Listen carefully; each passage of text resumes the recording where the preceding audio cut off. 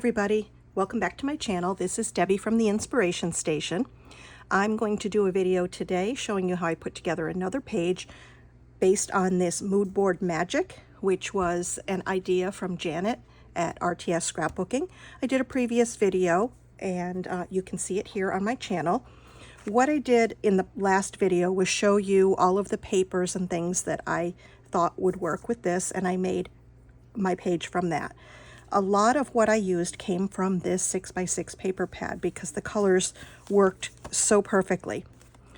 Well, I have more pictures, and I did another layout that I did not make a video for, but you'll see it in my next layout share. And I loved it. And so now here's number 3. I decided that I really do like this color palette and the theme, so I decided to do some more. And these are the photos that I'm going to use. Let me turn this over so you can see that. These are my great niece. These are from a couple of years ago when she was just a little thing. And I decided that I wanted to scrapbook these photos. I had done them way back, but I was doing pocket pages at the time, so those are in pocket pages. And this time I wanted to do a 12 by 12 layout. So to get started, I actually found this sketch, and it looks like I scribbled some notes on here. This sketch is from, hold on, I need to put my glasses on to read it, Rochelle Spears. And I think I found it on Pinterest, I don't remember. But anyway, it says Rochelle Spears at blogspot.com. And I really liked this layout. I liked the 4 photos kind of on an angle. I liked the circular element to it. And so this is where I started. However, once I started digging through all of my supplies, I had found this layout from Allison Davis that I had made a copy of, and I wanted to use this. I actually bought the cut files. It was a series or a collection of cut files from Wild Pilot LLC on Etsy, and I just loved the design that she used. So I kind of interpreted that as this circular element. So I'm going to kind of combine the two using this basic layout, but using the hexagon shape cut file instead. Now, I started this a couple of weeks ago, and unfortunately I got sick and was not able to work on it, and certainly couldn't film while I was working on it, because you would have heard nothing but coughing. So this is where I'm at.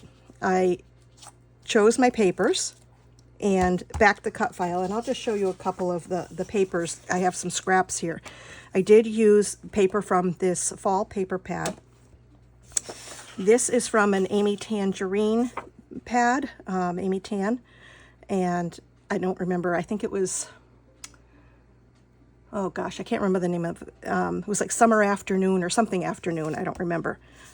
This one is actually a Jen Hadfield paper from last fall. Again, this was from a 6x8 pad. I believe this one also came from the Amy Tangerine pad. And then I also have this piece of burlap that I thought would be really cool to add in here somehow. I'm not really sure yet how. And then I pulled some embellishments. I pulled out several pieces from that fall collection. This is actually one of the pieces of paper. I think it was a cut-apart sheet, but there was also a whole sheet of little signs. See if I can find it in here. Nope, not going to find it because I pulled it out. Anyway, that was, this was a paper. It was a Cartabella. Maybe it wasn't from fall. Maybe it was from one of their others, my favorite fall or something. But I've backed it with foam tape because I want to use that as my title. Now on the sketch, where does she have the title? She has the title right along the bottom. But because I'm going to have all of this here, I probably won't put it. I may put it down here. It could go up here as well. I don't know yet. We'll see. So give me a minute. I'm going to start putting things together and do a little bit of speeding up the camera, and you can see how this comes together.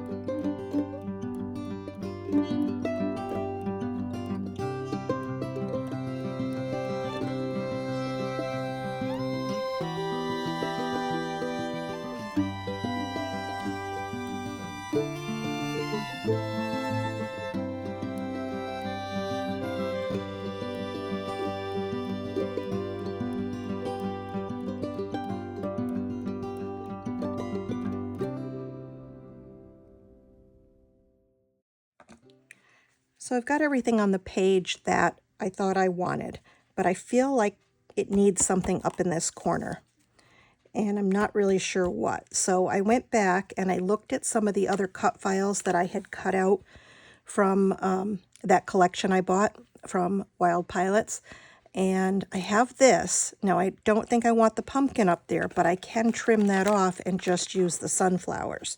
So I'm going to back this, cut it down. I actually cut this out of adhesive paper, basil adhesive paper. So I will trim off the pumpkin.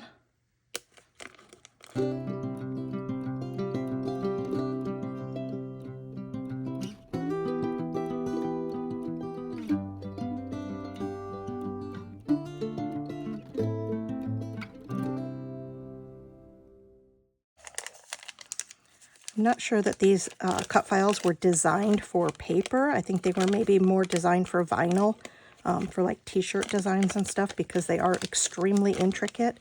And you can see there's like little pieces in the center that I will have to put back in. But I think they're beautiful, and they do work for paper, especially when you when you cut them larger. All right, this one's gonna grab on there, I guess. I can get that to let go. There we go. So I don't know, I'm thinking maybe it might even be too much. Maybe just the two. Let me back it and see what it turns out to be. I'll be right back.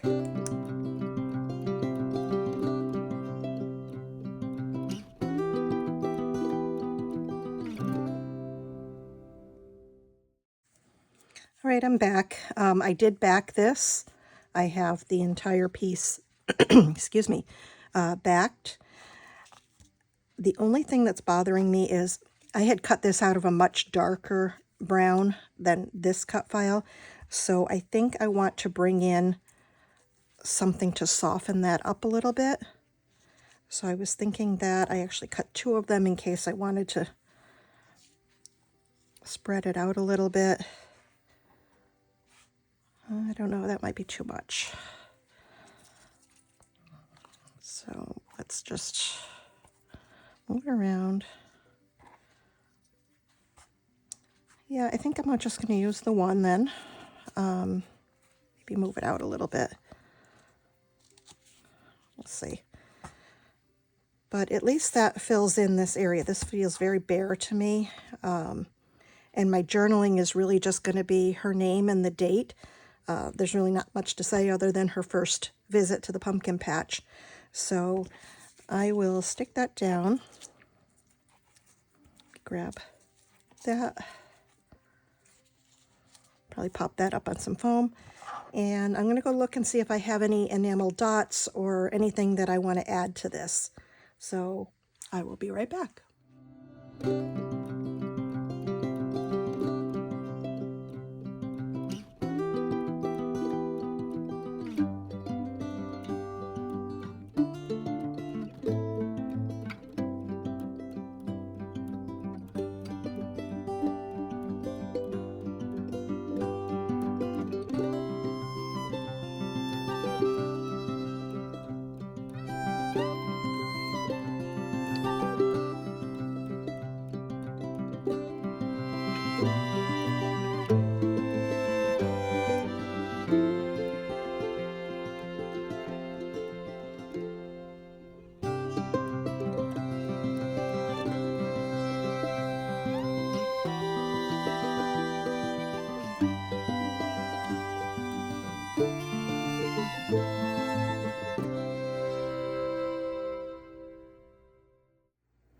All right, so everything's down. I did put some very dark green, almost olive green enamel dots in to each of the clusters.